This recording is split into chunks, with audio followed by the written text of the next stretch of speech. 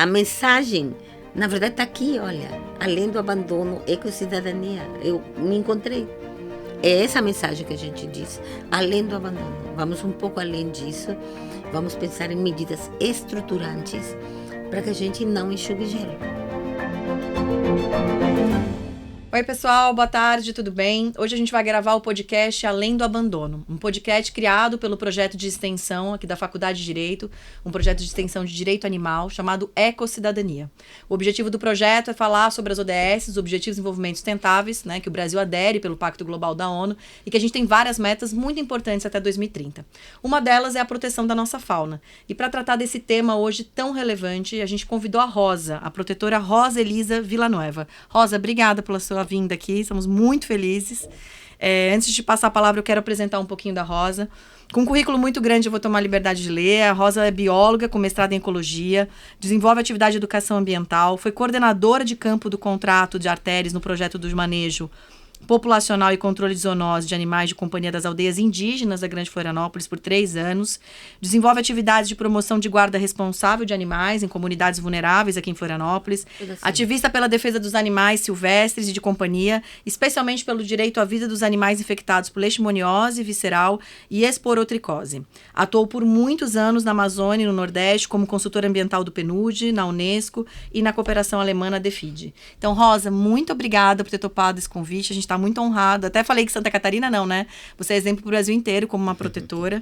E para participar desse nosso podcast, eu convidei a Tayla, nossa aluna do projeto de extensão, que vai te fazer as perguntas, que vai interagir, que na verdade quem foi que realmente indicou o seu nome para participar hoje do podcast. Obrigada, Tayla. Eu que agradeço. Boa tarde, pessoal. Estamos aqui com a Rosa. Agradeço a tua presença aqui. Fico muito honrada que tu tenha aceitado o convite da minha professora desse projeto. Obrigada, professora Gabriela, pela oportunidade. Então, vamos lá, Rosa. Vou começar aqui a fazer as perguntas para ti. Se tu quiseres falar um pouco de ti também, te apresentar. A minha primeira pergunta é: há quanto tempo você trabalha com a proteção animal e como tudo começou? Se tu pudesse te apresentar um pouco e falar como tudo iniciou. Boa tarde. Na verdade, é uma honra para mim estar aqui, que a faculdade está abrindo um espaço para que a gente reflita e dê visibilidade a um assunto tão importante. E eu confesso que eu me emocionei quando vi isso. Além do abandono. Tudo que a gente faz, tudo que a gente atua é exatamente sobre isso. Quem sou eu? Sou eu, desde os 5, 6 anos de idade, levava gato para casa escondido. Meus pais já não sabiam mais o que fazer comigo. E aí que entra, eu acho, a primeira reflexão. Uma protetora não se cria. Protetora nasce. Tem gente que diz, não, há 7 anos, não. Protetora nasce protetora, tá? Então, apresentar o meu currículo, que é o que me dá embasamento, porque para a gente realmente ser ativista, a gente precisa ter conhecimento. E eu tenho conhecimento formal dos estudos que eu fiz e todo o conhecimento que eu tenho, porque eu estudo todos os dias. Então, se eu não tivesse essa base formal forte, eu não teria condições de enfrentar, às vezes, uma luta por um animal com leishmaniose sem argumentos convincentes, tá? Até a gente usou o termo trabalho, né, Rosa? Acho que é legal até você fazer esse adendo, que eu acho que é uma grande reivindicação das protetoras. Não é trabalho, porque não é remunerado, né? É uma atuação, né? E uma atuação qualificada, que eu acho que a gente desconstrói um pouco aquela ideia que a gente tem na sociedade de que a protetora é alguém que não tem instrução. Não, pelo contrário, né? A gente tem várias protetoras muito ativistas aqui em Florianópolis que atuam diretamente com essa causa. Se você pudesse falar um pouquinho mais sobre isso, né? Em relação à sua formação e essa relação realmente de... A importância de você ter uma base de estudos por trás disso para ser uma protetora mais ativa, né? Então, a gente não se refere a trabalho, porque não é remunerado, não tem horário de trabalho. 5 horas da tarde, acabou o meu horário, eu vou para casa. Isso não existe, então não é trabalho. Eu diria que é uma missão, tá? E que a gente também desconstrói aquilo de que uma pessoa que não tem o que fazer, uma pessoa solteirona, sem filhos, ou que levou um chute de não sei o quê, e que se agarrou nos gatos, nos cachorros. Não, não é isso. Mudou há muito tempo. As protetoras somos pessoas realmente com estudo. Algumas chegaram no ensino médio, mas continuam estudando.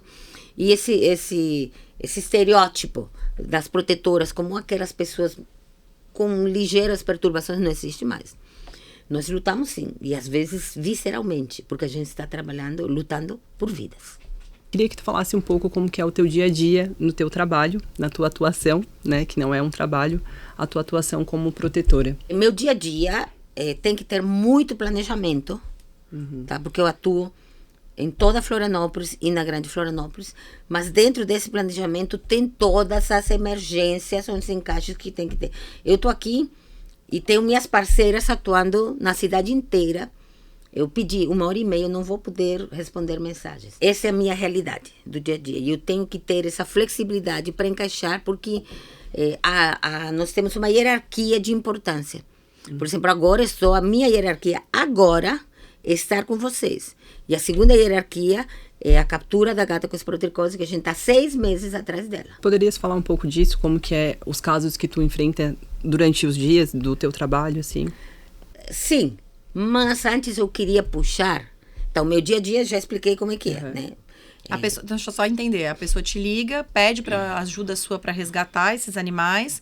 Você, principalmente animais que têm essas doenças, né? Que a gente sabe que são super, né? Eu quero até que você explique a importância, né? Da gente se alertar para essas doenças. Mas as pessoas te ligam, pedem ajuda. Rosa, vem aqui me ajudar a resgatar esse animal. E aí você, na verdade, está exercendo um papel que seria do poder público. Você ajuda a auxiliar essas pessoas a resgatar. Explica em pormenores esse dia a dia. Meu foco é controle de zoonoses. Tá. Desde 2007 é controle de zoonoses, sendo que em 2007. Sendo que em 2010 a gente já teve um seminário sobre isso. Primeiro, leishmaniose visceral canina e nos últimos anos, esporotricose. Então, a minha atuação, 90% é relacionada a fazendo esse controle de zoonoses. Ai, me liga... Não. O que é? Em área de esporotricose, aí eu atuo. Ah, entendi. Então, e fazendo, sim, o trabalho do poder público, porque... Para fazer o controle de uma doença, de uma zoonose, a gente tem que ter, antes de tudo, proatividade. E tem que trabalhar como se a gente trabalha numa questão de projetos. Tu tens que ter objetivos, tem que ter indicadores, né? Tem que ter tudo planejadinho para dar certo. A gente tem, o poder público não tem. Então, 90% da minha atuação é isso. E agora, 10% da minha atuação, o que é? É promover a guarda responsável. Como é que a gente faz isso? A gente ajuda as famílias vulneráveis a que elas consigam ficar com seus animais. Porque a gente não pode ficar tirando animal de todo mundo. Então, isso eu faço já há muitos anos. E eu gosto muito e dá muito trabalho. De novo, fazendo o trabalho do poder público. Bom, e para falar desse controle desses animais que você resgata, a nossa pergunta é: o que caracteriza esse maus tratos? Abandono, negligência, falta de cuidados? Onde entraria para você esse conceito de maus tratos? Então, as pessoas te ligam, você vai até esse local, resgata esses animais, fazendo com que continuem com essas pessoas, porque, pelo entendi, você não tem uma estrutura para receber esse animal, né? Você está exercendo o papel do poder público de controle de zoonoses. E aí, quando você vê esse animal, como é que você lida, né? Se você pensar num animal que está com maus tratos... Não, na verdade, eu vou deixar claro. Eu atuo preferencialmente fazendo controle de zoonoses. Resgate, não. Ah, tá. Você não resgata. Não resgato mais, não tenho mais onde resgatar. A gente está resgatando alguns gatos com esporotricose, porque eles têm o direito ao tratamento. Tá. Mas o que é mais interessante, que eu quero aproveitar realmente vocês aqui, a faculdade, vocês, professora de direito, aluna, desconstruir o que são maus tratos. Geralmente se pensa maus tratos é alguém que pega uma picareta e mete na cabeça do cachorro. Ou alguém que pega um pau numa praia aqui em Florianópolis e quebra a cabeça do cachorro. Aí eu já trago outro viés. Eu trago o viés da omissão, da negligência do poder público como crime de maus tratos. Eu bato muito nessa tecla, que a gente teve que sair um pouco do CPF e entrar para o CNPJ. Porque é muito fácil, como acontece bastante, entrar na casa de um pobrinho, estourar o portão, e porque ele está numa corrente, dizer isso é uma realidade. Mas a realidade que a gente vê todos os dias, de omissão, negligência e crueldade, perpetrado pelo poder público, isso é um absurdo, e é nessa linha que eu luto. Quando a gente vê que um poder público, os seus poucos animais resgatados estão muito mal acomodados, em sofrimento, isso são maus tratos. Quando a gente trabalha, que é um conceito horroroso, eutanásia passiva, o que é isso? Quando não se mata o animal de uma vez, mas se mata aos poucos, como? Negando-lhe tratamento. É a pior coisa do mundo porque não chama atenção e o animal vai simplesmente definhando. Quando um poder público simplesmente suspende castrações em bairros vulneráveis onde há incidência de esporotricose. Isso são maus tratos. E isso é denunciado pelo meu grupo. Nós temos um coletivo. E até agora, tanto o judiciário como a polícia judiciária não está trabalhando isso nem internalizando isso. Então, hoje em dia, o nosso maior trabalho é que tanto o judiciário quanto a polícia judiciária e outras instâncias passem a entender que o poder público comete maus tratos, sim. E é pior ainda, porque tem o dolo. Qual é o dolo? Eu deveria estar cuidando deles e não estou cuidando. Então, é uma postura dissonante de todo o discurso que tem aí de maus tratos, mas é uma postura extremamente importante. Porque a gente tem o tal da eutanásia passiva, em que os animais vão morrendo em um sofrimento cruel, mas devagar, sem alarde, em que não tem a visibilidade que deveria ter. Não, perfeito. A gente sabe que a lei de crimes ambientais não deixa claro qual que é o conceito de maus tratos, né? A nossa legislação, a gente tem um código aqui em Santa Catarina, uma legislação estadual que até lista alguns, mas com certeza não abarca esse tipo de abandono, né? Que é exatamente o nome do nosso podcast, até por isso o nome Além do Abandono, que é esses abandonos do poder público que acabam sendo maus tratos da mesma maneira, né? A gente foca muito na pessoa física. É legal você trazer esse ponto de vista, né? Vamos seguir, eu vou fazer a próxima pergunta, Rosa. Os sinais, né, físicos de um animal que sofre maus tratos. Não só os sinais físicos, também como comportamentais. Eu sei que tu falaste aqui sobre o poder público dos animais que sofrem maus tratos, mas se tu pudesse falar de uma forma das pessoas e do poder público também, quais são os tipos de maltratos que os animais acabam sofrendo, também seria interessante para as pessoas também terem conhecimento. Os animais, eles não têm o grau de inteligência e desenvolvimento que a gente compara eles a criança de 2, 3 anos, então eles têm medo. Aqueles se abaixar assim, que tu já viu, eles têm medo, tá? Eles gritam, muitas vezes eles mordem, mas não é porque eles querem morder, porque eles estão tão apavorados que eles, né? Hoje mesmo minhas parceiras capturaram 3 gatinhos desse tamanho que acabaram de ficar órfãos. Foi uma guerra. Então, os maus tratos provocam imediatamente o quê? Uma distorção da personalidade natural do animal, porque o animal não é assim. Então, muitas vezes as pessoas pensam, uma pata quebrada. Também, mas principalmente o comportamento. E a gente que trabalha às vezes com gato, tu pode resgatar um gato, tentar amansar, mansa, mas aquela memória ancestral do que ele sofreu não vai. Então, além da questão física, que não é só bater, é cercear a liberdade, manter corrente, muitas vezes de um metro, manter com cadeado no pescoço, não alimentar, dormir ao relento, pegando chuva, pegando frio, aí mal alimentado, pisando em entulhos e acaba machucando os peizinhos. Então, a grande maioria dos maus tratos são sutis e não tão evidentes quanto esses vídeos histéricos que surgem na internet. Tá? Tanto que se exige que tenha veterinário na Polícia Civil, porque não é qualquer um que pode diagnosticar isso. Tá? Mas os sinais são claros e principalmente o olhinho baixa. Um animal bom tem olho assim, mas um animal sofrendo baixa o olhinho. Tá? Então, vamos sair daquela construção de que é só sangue, pata quebrada, não. É essa eutanásia passiva que eu também falei. Se faz o animal morrendo um pouquinho todos os dias. É muito comum a gente ver nas ruas os animais agressivos. E então não é porque ele é agressivo, é porque ele tem medo, porque ele sofreu maus tratos. É medo, né? Sim. É um reflexo, na verdade, do que ele passou, né? Não, muito bom você falar da eutanásia passiva, muito, muito legal mesmo. Vamos para o próximo tema, que é castração, guarda responsável e comunidade, tá? Para a gente pegar esse foco que eu acho que é importante também na nossa conversa hoje. Quando a gente fala dessa relação entre castração, superpopulação, aumento desse abandono dos maus tratos, como é que é o teu olhar em relação à tua experiência em campo? Você acha que a castração ela é vista como uma ferramenta principal ou não? Qual que é teu olhar para isso, né? Em relação à protetora. A gente tem que partir da premissa de que os animais têm gestações múltiplas, tá? Eles têm 4, 6, 8, até 13 filhotes, como eu tive mês passado.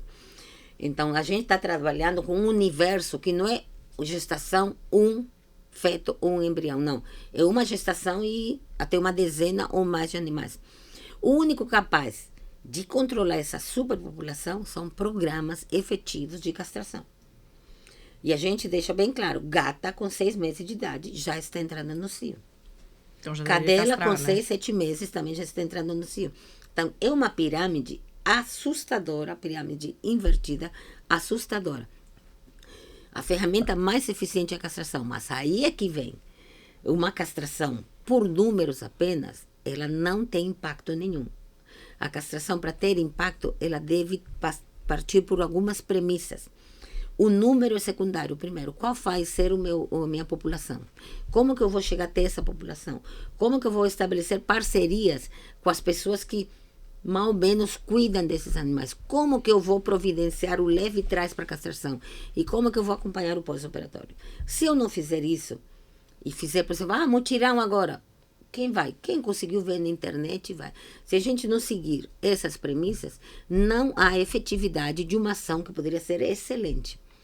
Ontem mesmo eu estava conversando sobre isso, sobre o pessoal do Projeto Fauna Floripa, que não é fazer um mutirão, vamos fazer 100 castrações, não. Se não tiver esses passos, não vai ter o impacto que deveria ter. Aí o que acontece? Se faz mutirões de castração sem partir por premissas fundamentais e não há resultados. Porque quem mais precisa não foi. Tá? E lembrando disso, né? A população cresce praticamente exponencialmente. Sim. E isso faz com que os animais sejam mais abandonados, né? Porque são mais animais, são mais gatos, mais cachorros nas ruas. Sim. A Tayla é de comunidade. A gente mora, a mãe dela mora bem perto de onde eu moro. Eu morei minha vida toda A lá. coisa Que comunidade? Caeira do Saco dos Limões. Caieiras do Saco dos Limões, é legal. Uma relação de afeto entre um tutor e seu animal começa a sofrer interferência fortíssima quando essa cadela entra no cio. Por quê? Porque 10 a 15 machos na porta, tentando entrar, fazendo escândalo, incomodando os vizinhos. Então, aquela relação de afeto já cruzou. Aí ela emprenhou. Aí ela pare 8, 10. Quer dizer, aquela relação de afeto já está completamente abalada. E o que essa pessoa faz? Espalha os filhotes. Metade vai sobreviver, outra metade vai morrer atropelada, ou de virose, coisa parecida. Essa metade, se tiver metade de fêmeas, vão ser 3 fêmeas que com 6 meses vão estar lá. Então, cada vez que um animal se reproduz, nós estamos fazendo o quê? Jogando fermento no abandono, nos maus tratos e etc, etc, etc. Porque ninguém aguenta. Ninguém aguenta. Então, se o controle populacional foi efetivamente bem feito, como a gente fazia lá nos nossos 2 mutirões, então, os animais vão ser castrados. As pessoas falam assim, Dona Rosa, minha cadela nunca mais reinou, nunca mais barulhou, está tão tranquila. Não só ele está tranquila, como os vizinhos também estão tranquilos. Para a gente continuar a nossa conversa, a gente falou bastante sobre comunidades vulneráveis e a gente sabe que a gente tem, apesar das pessoas não saberem, tem muitas comunidades vulneráveis aqui em Santa Catarina, Florianópolis, inclusive, né? E a gente passa por uma questão que qualquer pessoa que trabalhe com essa questão de resgate vai ver, que é a falta de condições financeiras para castrar. A gente teve até recentemente uma legislação específica para pitbull, que exige a castração, e como até alguém que trabalha diretamente eu canso de receber perguntas, dizendo, eu preciso castrar, eu sei que eu preciso, mas eu não tenho condições financeiras. Existe castração gratuita em Florianópolis? Como é que as pessoas podem acessar essa questão, considerando aí que há uma obrigatoriedade legal e que muitas pessoas estão em comunidades que não têm condições financeiras de arcar com essa castração? Sobre castração gratuita em Florianópolis, não é um programa permanente, é um programa que muda sazonalmente. Em alguns momentos é melhor, em alguns momentos é pior. Em alguns momentos tem mais vagas, em outros momentos tem menos vagas, mas principalmente nunca teve busca ativa, nunca. O que faz com que sempre quem é mais informado, quem tem acesso às redes sociais, quem tem carro, leve o seu animal. E nós estamos passando por um momento extremamente vulnerável agora, nesse mês de maio, porque Florianópolis restringiu as castrações a 36 por dia. Ai, Rosa, o que é isso? Não é nada. Nós temos um universo de quase 600 mil habitantes. Só de Cade-Único temos 55 mil famílias, Cade-Único. Então, oferecer 36 castrações por dia é no mínimo um suicídio. Em termos de causa animal, dá 800 por mês, que não é absolutamente nada. Então, isso realmente foi uma facada no meio do nosso peito. Nós estamos em desespero nas comunidades, nos morros, porque 36 por dia é o que eu tenho num morro só, no Saco dos Limões, tá? Então, o que falta em Florianópolis? Que seja uma política de governo, que não seja, hoje, esse semestre eu vou fazer, esse semestre não, e que trabalhe com os princípios do SUS. O SUS trabalha com busca ativa. O SUS trabalha com agente de saúde. Desde 2007 que a gente luta para que tenha agente de saúde animal junto com o veterinário no Programa de Saúde da Família. 2007, tá? Então, hoje, castrar animais pelo poder público em Florianópolis está a perder de vista. E o desespero de todas as protetoras é gigante, porque a gente não tem mais de onde tirar. Então, não é assim, não é uma política pública, não é. Então, a gente não sabe o que vai acontecer. Então, alguém me diz 36, o que é 36? Eu e a Taira juntamos isso em uma tarde, uma né? tarde. E o hospital ajudou? Você Piorou, acredita que o por quê? Porque o hospital veterinário é quem está oferecendo as 36 vagas.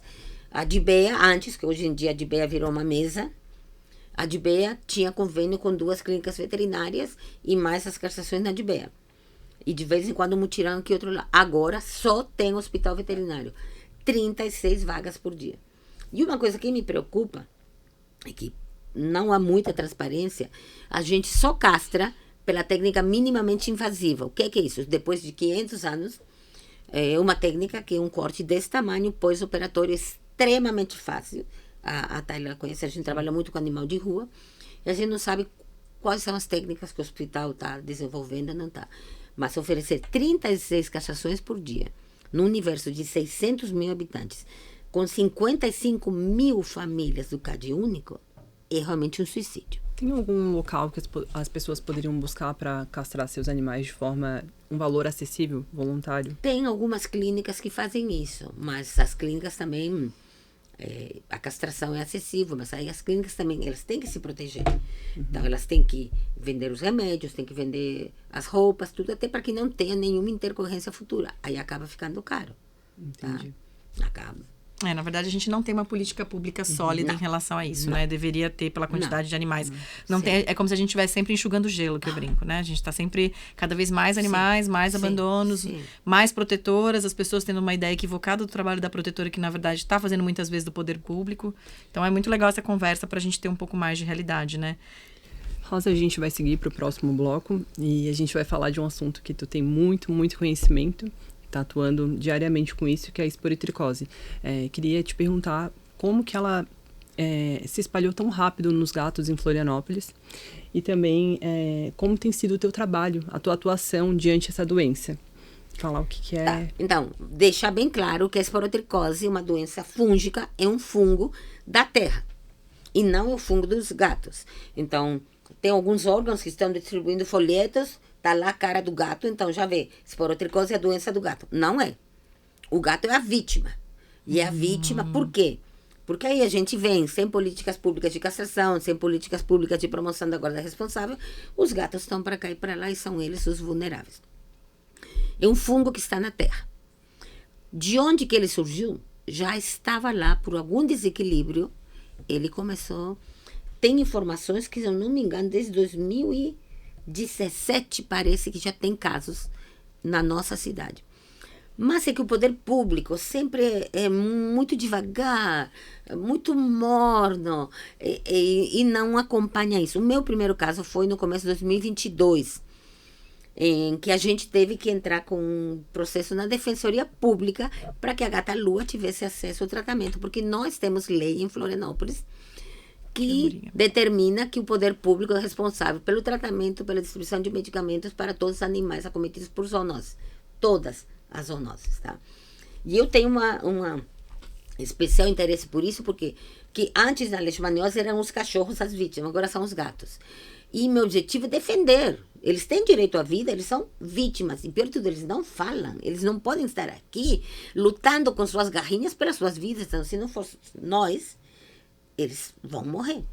Então, começo de 2022, ganhamos na justiça, graças a um trabalho fantástico da Defensoria Pública.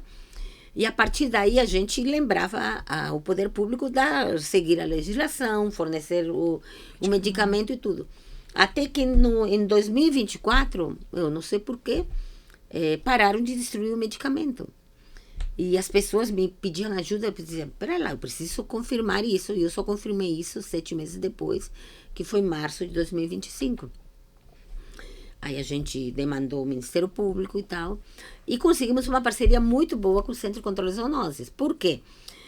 Tu já viu um gato com esporotricose? Não. Então, É só gato, né? Cachorro não pega. Não, cachorro vai pegar. É isso que eu queria depois que você falasse sobre a transmissão. Então, antes, o Centro de Controle de Zoonoses queria que as pessoas levassem o gato numa caixa de transporte até... E não dá para fazer isso com gato. Com gato. E gato com esporotricose, muito menos. E gato de rua, muito menos. Então, a gente dialogou muito e a gente conseguiu que as equipes fossem em campo. E o mais interessante, que a gente trabalha pelo conceito de saúde única, né? É que as equipes, sempre com veterinária, viram o local onde o gato está, quem que está cuidando, quem é a protetora que está. Isso transformou tudo. Porque uma coisa é tu levar no consultório, a outra coisa é tu estar lá e ver realmente qual é a situação e como que esse tratamento vai se desenrolar. E eu envolvida, aí as pessoas, não, é a Rosa. Então todo mundo me demanda, Rosa, tem um gato assim que está assado. E como que é a nossa atuação? Isso a Tayla foi uma das minhas parceiras, porque na região dela tinha também gato com lesões suspeitas de esporotricose, né? Sim. Aí o que a gente faz? A gente vai na rua, que seria o trabalho do poder público, e começa a conversar com todo mundo, identificar todos os gatos que tem lá, quem é castrado, quem não é castrado, quem apresenta lesões suspeitas. Nós capturamos, nós castramos e nós organizamos para o Centro de Controle de Zoonoses vir fazer o exame nos gatos capturados por nós e a gente que gerencia o tratamento, que fornece 2 dos 3 remédios que os gatos devem tomar. Qual o teu desafio diante essa doença e falar se ela tem cura e como é o tratamento da esporotricose, tanto em gatos quanto em humanos? Por que ela se espalhou tão rapidamente? Não se espalhou rapidamente. Primeiro caso, se eu não me engano, foi 2017. Aí aquela ação morna, sem proatividade do poder público, é que fez com que uma coisa que era pontual, porque era pontual, eu tenho aonde foi, se espalhasse. Eu tenho tudo isso em mapas. Então, ela não se espalhou rapidamente. Ela é reflexo de uma falta de compromisso das 3 esferas, municipal, estadual e federal. A gente sabe disso. Então, não foi rapidamente. Ao contrário. Foi porque realmente os gatos são crepusculares noturnos, tu vai lá fazer captura de dia, o gato não está... Eu confesso pra você que eu fiquei na dúvida dessa questão, até antes da gente perguntar de novo. Por que só o gato, o cachorro não? Se ambos têm contato com a terra. Ótimo. E é um fungo. Desculpa a minha pergunta bem... Não, primeiro... Até para quem tem animal poder Perfeito. se proteger, né? Pra gente tirar um pouco só do papel do poder Perfeito. público e passar um pouco pro particular, né? Porque acho que às vezes muitas pessoas vão ouvir o nosso podcast e falar, poder público. Esse discurso ele já tá um pouco cansado, né? Vamos dizer assim. Tá bom, então nós particulares que temos animais, como é que a gente faz para proteger? Para garantir que o gato também não fique preso, né? Porque eu acho que o gato, mais até do que o cachorro, tem esse hábito noturno. Como deixar ele solto, mas deixando ele protegido? Tem vacinação para essas doenças? Então, primeiro, mudou muito nos últimos anos. Não se deixa mais gato solto. Tá. Porque antes de ser envenenado ou atropelado, agora ele pode pegar esporotricose. E gato, por ele ser crepuscular ou noturno, a gente vê menos. É muito mais fácil num mutirão, uma ação, eu ver os cachorros de dia e eu não ver os gatos à noite. Uma gata no cio atrai gato de quilômetros da redondeza. E a briga por gata no cio se dá através de mordidas e unhadas. Tá? Entendi e agora. a inoculação do fungo da esporotricose é uma inoculação traumática. Se tu fizer assim e tu não tiver nada, não pega. Inoculação traumática é o quê? Uma mordida ou uma arranhada. tá? E isso acontece quando eles estão brigando por fêmea e quando eles estão pegando a fêmea. Entre cachorro é muito mais sutil, tá? E os gatos estão pelos telhados. Tanto que nosso foco é capturar e castrar todas as fêmeas para que nenhuma fêmea no cio atraia, tá? Então, não se pode, deveria mais criar gato solto. Mudou tudo, então não existe mais isso. Segundo, castração é fundamental. Ah, não tenho como telar minha casa, vou criar meu gato solto. Castrado. Gato castrado não entra em briga e não fica exposto à esporotricose. Não existe vacina, tá? Então, a responsabilidade do tutor é castrar o seu animal. E muitas vezes a gente cobra, mas tu só tem um gato e tu não castrou? Aí nós somos aquelas protetoras chatas, eu olho, pera lá, essas unhas de, sei lá, que compra todo mês que custa R$100, e essas tatuagens que custa R$500, e esse celular que é melhor do que o meu, e não tem R$150 para pagar uma castração de um gato? Então, a responsabilização do tutor é isso. E, principalmente, quando uma gatinha tem filhote, esses tutores espalham os filhotes. Mais uma razão, né? E aí está feito, tá? Então, a gente cobra muito, porque às vezes eu olho e digo, como que tu não tem dinheiro para pagar uma castração? E eu digo, essa unha quanto custou? A gente disse isso. Prioridades, então, né, Rosa? Prioridades. E é só uma vez que castra, né? Não vai precisar Exatamente, não precisa fazer. Passa para humanos, tu falaste, né, que passa, como seria o tratamento e como as pessoas podem se proteger, né? Não tendo o gato como inimigo, porque ele não é, ele é uma vítima também. Como que o humano se protege? Castrando seu gato, número 1. Gato castrado, mesmo que ele tenha acesso à rua, ele não vai brigar com outros gatos, assim ele não vai pegar a esporotricose. Segundo, às vezes a pessoa vai querer pegar um gato na rua, pega com a mão. Ninguém pega gato com a mão. Lembrando que é inoculação traumática. Tá? Tem que ter contato físico, né? Com machucado, arranhão, né? ou mordida. Senão, não há essa transferência. Eu peguei esporotricose porque eu fui burra, eu estava com a Tayla. Nós íamos castrar 9 gatos com esporotricose, sim, porque eu castro gato com esporotricose, porque eles são tratados na rua e eles não podem continuar a brigar. E um gatão, aquele com a cara enorme. desse tamanho, não sei quem já viu gato alfa, cara desse tamanho, com a pata desse tamanho. Que eu chamo de gato do mato, eu chamo, né? Aquele gato gigantesco. Ele estava numa caixa assim, nós atrasadas, sem alça, e eu correndo, peguei aqui e botei meu braço na grade. Aí o gato me olhou, e eu olhei, e ele me disse assim, vou te ferrar. E ele fez, tac. Tá? Mas foi erro meu. Como eu já conhecia, eu vi que uma semana levantou 3 pustulazinhas, pronto. Estou fazendo o tratamento. Já estás melhor, Não né? tem problema nenhum. Eu ia te perguntar, se isso passa para humano, como é que funciona? Você fica com essa doença pro resto da vida? Não. Ou ela tem cura? Uma Tem doença cura. que cura? É uma doença que tem cura. Dos gatos também tem. E, na verdade, a gente lutou muito para que os postos de saúde construíssem um protocolo, porque não tinha protocolo. A pessoa chegava lá e meu gato está assim e o posto de saúde não fazia nada. Trabalhamos junto com o Centro contra as Zoonoses e tem um protocolo agora estabelecido. A pessoa chega lá e diz, olha, meu gato está assim, já encaminha para o dermatologista. Hoje eu soube que está muito mais direto ainda. Eu fiz uma biópsia simplesinha e em 15 dias já tinha diagnóstico, já tinha remédio e tudo.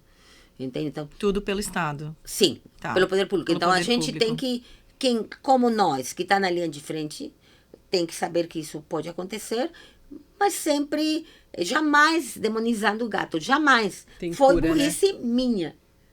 Não foi burrice, né? Foi um acidente que E pode eles acontecer. estão bem, né? eles estão ótimos. E que bom. só pra falar, pessoal, eu tenho um gato com esporotricose, não mais, quer dizer, ele está curado. E eu adotei ele, a Rosa me ajudou no tratamento e ele está lindo, maravilhoso, esporotricose tem cura. Ah, que ótimo. Bom, é bom a gente educar as pessoas, acho que o podcast tem essa função, né? Rosa, pra gente continuar, a gente tá falando muito de animais abandonados, né? E eu, pelo menos, recebo milhões de mensagens, até porque eu virei referência na minha rua, até fiquei, vou ter que mudar de rua, né? Porque eu virei a moça da rua que resgata os bichos, né? E não sou protetora. Admiro muito o papel de vocês, mas eu não tenho condições nem psicológicas, que eu acho que não é só uma questão financeira, tem que ter Claro. todo um psicológico por trás pra conseguir resgatar essas vidas, né? Quando alguém encontra hoje um animal, qual que é o caminho, né? Tem um animal sofrendo, tô com um animal doente. Qual que é o caminho que você recomendaria hoje de maneira concreta para essa pessoa para conseguir ajudar esse animal? Isso é ótimo porque nós temos, todos os dias tem animal precisando de ajuda, mas em diversos graus a demanda. Isso a gente tem que ter bem claro. Muitas vezes só tirar o animal do meio da rua, ajudá-lo a atravessar. Às vezes eu recebo, esse cachorro está na beira da BR, o que tu fez? Nada. Não, aí não. Outras vezes chegam casos dramáticos em que animal de rua está atropelado. Então, a gente tem que entender o que a gente, como pessoa, pode fazer e o que a gente vai demandar ao poder público. Animais de rua atropelados é o poder público que deve atender. Mas eu sempre digo, se cada um fizesse um pouco com aquele animal que viu, nada além disso, aquele animal que tu passou do lado, já resolveria. Mas eu recebo, às vezes, 20, 30 pedidos por dia e a grande maioria eu resolvo só orientando. Faz assim, faz assado, não sei o quê, e dá certo, parará, parará. Que nós deveríamos ter isso. A gente não tem esse serviço no poder público, que é esclarecer Orientação. e orientar. Então, o tempo inteiro assim, aí depois me manda mensagem, Rosa, deu certo, eu fiz assim, fiz assado, não sei o quê. Agora mesmo eu estava conversando, minhas pupilas, eu estou aqui, mas tem gente na cidade inteira atuando, tá? Minhas pupilas fizeram hoje umas capturas fantásticas, tá? Então, o que tu podes fazer para o animal que está do teu lado? E o que realmente extrapola, aí sim tem que acessar o poder público. Animal de pessoas em situação de rua, tem lei em Florianópolis, é caso do poder público. Animal atropelado em via pública, é poder público. Eu vejo um gatinho precisando de ajuda, pessoa física, sou eu que devo resolver.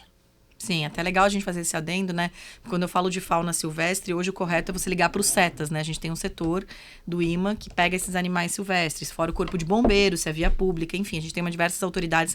Depois a gente vai até fazer no podcast aqui um alerta em relação a essas autoridades. Obrigada, Rosa. E quando você falou das pupilas, eu vou deixar você fazer a próxima pergunta. Quando você falou das pupilas, todo esse trabalho ele é remunerado, não é? Como é que vocês sobrevivem para conseguir prestar esse serviço para o poder público? Essa pergunta não está aqui. Essa pergunta é da nossa conversa mesmo. O trabalho de vocês é tão complexo, tem tantas camadas, né, tão importante, né, que você está fazendo às vezes do poder público. Como é que vocês sobrevivem para fazer esse trabalho, Rosa? A gente está falida, devendo muito. Eu sempre brinco, eu gosto até, me orgulho disso. Minha casa de 60 metros quadrados tem construção há 15 anos. Eu não consigo terminar. E meu marido diz, nunca vamos terminar essa casa. Não vamos terminar por enquanto. Então, os custos são altíssimos e algum resgate midiático ganha visibilidade, mas o dia a dia não ganha. Não ganha. Então, a Rosa não fez nenhuma publicação hoje. Meu Deus, nós estamos a 1000 por hora, mas são aquelas questões de base, fortalecer uma parceria. Tu estás insegura, tenho 2 gatinhos recém-nascidos que uma parceira está cuidando, conversando com ela. Essa parte que não rende engajamento é o grosso do nosso trabalho, tá? Então, a gente salvar um animal, pega que depois tu doa. Não doa. Minha casa é cheia, nunca falo quantos animais eu tenho, porque eu não vou produzir criar provas contra contra mim. Uhum. Mas isso é um absurdo. O número de animais, 5 horas da manhã, a gente está em pé todos os dias. E a nossa prioridade é alimentar eles. Nós somos em segunda. Então, é uma missão, sim, mas o preço é altíssimo. Eu vejo que às vezes se sensibilizam porque algum protetor de não sei onde se matou. Não, vamos olhar aqui nós. Eu tô com 1000 demandas para castrar, que hoje em dia, viu, prof? É uma realidade. Antes, há 15, 20 anos atrás, ninguém queria castrar. Hoje em dia, todo mundo quer castrar. Isso foi muito trabalho nosso e do poder público, sim. Só que agora a gente não tem resposta. Vamos castrar onde? Com 36 vagas por dia? Precisa pensar numa política Entende? pública para Aí, isso, né?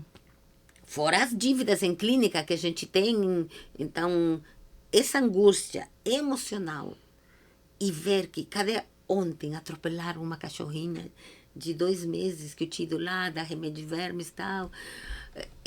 Aí o que acontece? Eu não surto todos os dias, com cada perda, é como se fosse um infarte aqui no meu coração.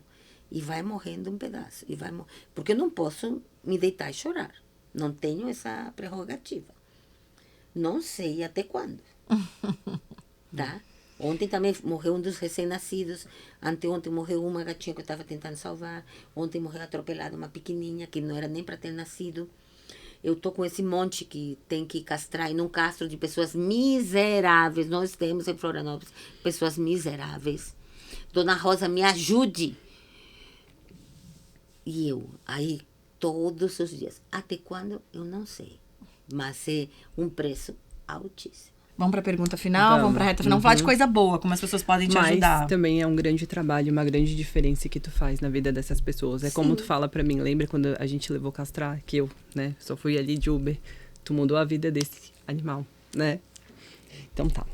Eu queria também te perguntar, quem não pode adotar e quem não pode doar dinheiro? Tem alguma forma simples que a pessoa possa ajudar? Sim, aqui eu vou destacar a Tayla. Eu conheço a mãe dela. Ela fez o que para mim? Ela me deu carona um dia em que eu tinha que levar 9 gatos para castrar em Campinas, que é a nossa clínica de referência. E um cachorro. E não é só doar dinheiro. Não, doar dinheiro são para as despesas pontuais. E não pode adotar, apoiar em todos os sentidos o trabalho, porque às vezes a gente luta, ai que chata. Não é chata. A gente está lutando agora que 36 castrações por dia, na verdade... É impossível, isso vai ser um choque em todas as protetoras. Então, trabalhar junto com a gente para melhorar ainda mais a prestação do serviço público, porque são impostos que a gente paga. Eu tenho um adotante meu que ele diz, Rosa, eu pago imposto 2 vezes. Meus impostos normais e quando eu financio vocês. E é verdade. Entende? Então, sendo generoso com as protetoras, às vezes, ai meu Deus, de novo vem ela. Não, é porque ela está tentando ajudar. Então, muitas vezes eu recebo assim, Rosa, uma palavra de carinho. Ai, é tão bonito, é tão importante, porque às vezes, oi, bom dia, eu digo, ai, meu Deus, bom dia. Lá vem. Mas não, é só um carinho, tá? E ver que esse monte de animais que estão na rua não pediram para nascer, não pediram para sofrer. A pessoa ser sensível a isso. Se a pessoa já é sensível a isso, o mundo muda. E eu queria te dizer, tu falou do SODES. Eu trabalho com os ODS. Quando a gente fez um grande mutirão do Saco dos Limões, a gente elencou todos os ODS que a gente estava atendendo com essa grande ação, que não é o mutirão. Foi um programa de controle populacional e promoção da guarda responsável. Que legal. Bom, pra gente ir pro encerramento, primeiro eu queria parabenizar por esse trabalho lindo que ela faz, né? Que bom pelo convite. Nossa aluna Uber, eu acho que é um dos ótimas formas de ajudar, né? As pessoas acham que precisa ter muito dinheiro, muita atitude, e às vezes coisas simples, né, Rosa, ajudam bastante. Claro que doações são sempre bem-vindas. Sim, com certeza. Doações são sempre bem-vindas, né?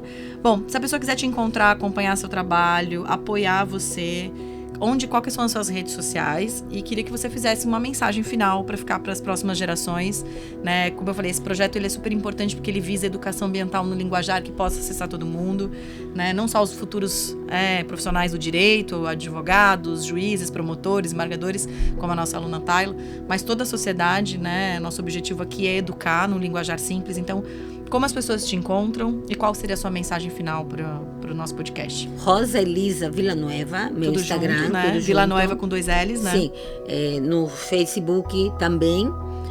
O meu WhatsApp só realmente quando é alguma coisa muito direta, entra na rede social e depois entra no WhatsApp. Mas a mensagem, na verdade, está aqui, olha. Além do abandono, ecossidadania. Eu me encontrei. É essa a mensagem que a gente diz. Além do abandono. Vamos um pouco além disso. Vamos pensar em medidas estruturantes para que a gente não enxugue gelo. É isso. Perfeito, Rosa. Muito obrigada. Foi uma aula. Eu realmente não sabia nada sobre esse tratamento de esporoturquiose. Então, foi um aprendizado gigantesco. Obrigada, Tayla. Tayla que convidou a nossa protetora Rosa. Então, assim, muito obrigada. E a gente vai estar sempre à nossa casa, Unicesus que é à disposição, porque o nosso objetivo é falar desses temas sensíveis para trazer consciência e educação ambiental. Obrigada, Rosa. Obrigada, Rosa, pela presença. Fico muito, muito feliz. Agradeço também a professora Gabriela pela oportunidade, porque fico, até emocionada. Realmente, eu sei a diferença que tu faz aqui em Florianópolis e o teu trabalho. Eu me sinto honrada de estar aqui com vocês, ouvindo a Rosa, porque ela passa muito conhecimento e as pessoas precisam dessa informação mesmo. Muito, muito obrigada, Rosa. Pera lá, eu quero destacar uma coisa. Eu não faço nada sozinha. O pessoal diz, minha parceira aqui, minha parceira lá. Eu vi que você chama ela de pupilas, né? Não, pupilas são as que já... Eu tenho parceiras na cidade inteira, no estado inteiro, no Brasil inteiro. Sozinha eu não faço nada. tá? E não são assim, minhas pupilas são aquelas que aprenderam a capturar, pegar na unha e tal. Mas eu tenho parceiras e são elas que estão na linha de frente. Sozinha não faço nada. Mas tu ensina. Eu adoro ensinar. Muito do que eu sei porque a Rosa na verdade, me ensinou. há um gradiente de, eu quero ajuda. E depois assim, eu tinha esse problema, eu montei a armadilha, eu capturei esses gatos, estou cuidando deles, já dei vermífugo, tal, vou castrar e vou doar. Então, é esse gradiente que eu trabalho. Quando eu chego aqui, eu estou realizada. Ai, que legal. Obrigada, Rosa. Excelente. Obrigadão. Adorei!